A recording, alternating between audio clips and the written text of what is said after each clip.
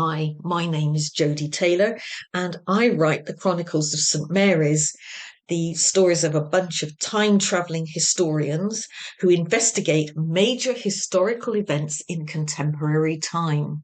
Do not call it time travel. They work at the Institute of Historical Research at St Mary's Priory, just outside the fictional town of Rushford.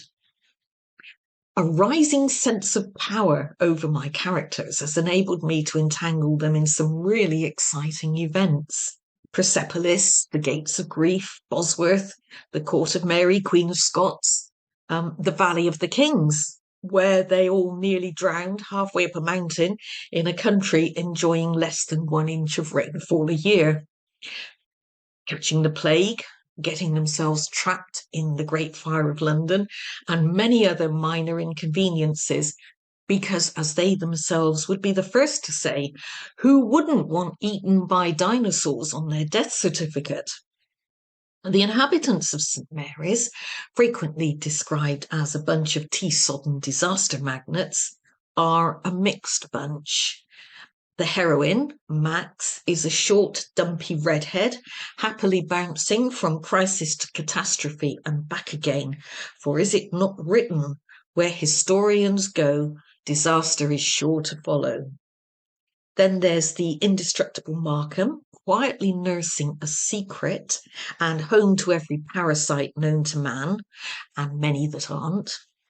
Dear old Mr. Swanson, half blind and in charge of the poisons cabinet, or the rainbow-haired Miss Lingos in R&D, or bitch-face Barclay, out for everything she can get, or Calinda Black, tall, blonde, blue-eyed, looks like a Disney princess, and drinks the blood of trainees to keep herself young, or Clive Ronan, renegade historian, leaving a trail of dark destruction in his wake, or enigmatic Leon Farrell, the still small voice of calm in the mayhem of St Mary's, and many more. I've created a whole cast of eccentric weirdos for no better reason than I'm the author and I'm in charge, which actually is something I discovered to be completely untrue about halfway down the second paragraph of the first chapter in the first book.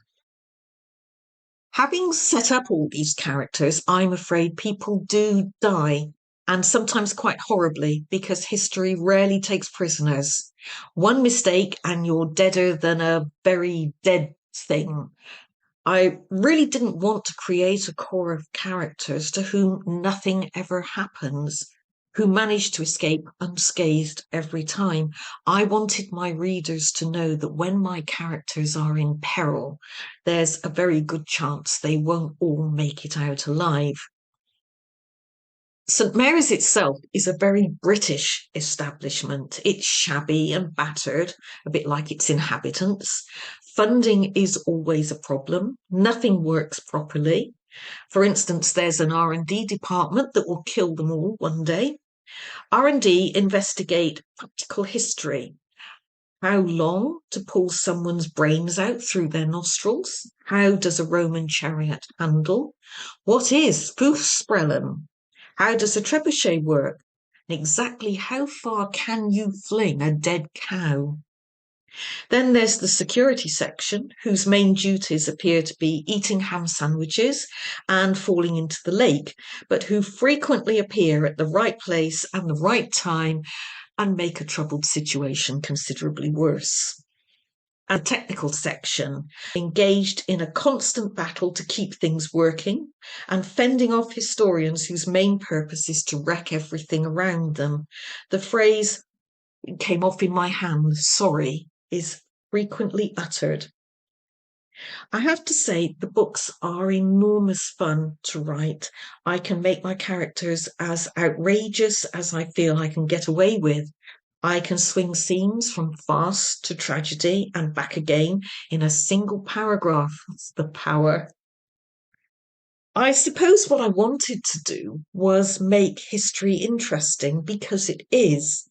It's not just dates. History is all about people and why they did what they did, why their actions led to this event or that event, why their failure to act was such a catastrophe and the implications of that failure. Because, as my historians frequently tell each other, nothing happens in isolation. Everything is connected to everything else, which is perfectly true. Hundreds of millions of events, big and small, all combined to put us exactly where we are today. Whether that's a good thing or a bad thing, of course, we often don't know because we're in the middle of the wood and can't see the trees. I often wonder what future historians will make of us. Oh, quick PS. This is St Mary's, where history is always history with a capital H, to be treated with respect, because one wrong move and history will strike back. Thank you for joining me here. Bye.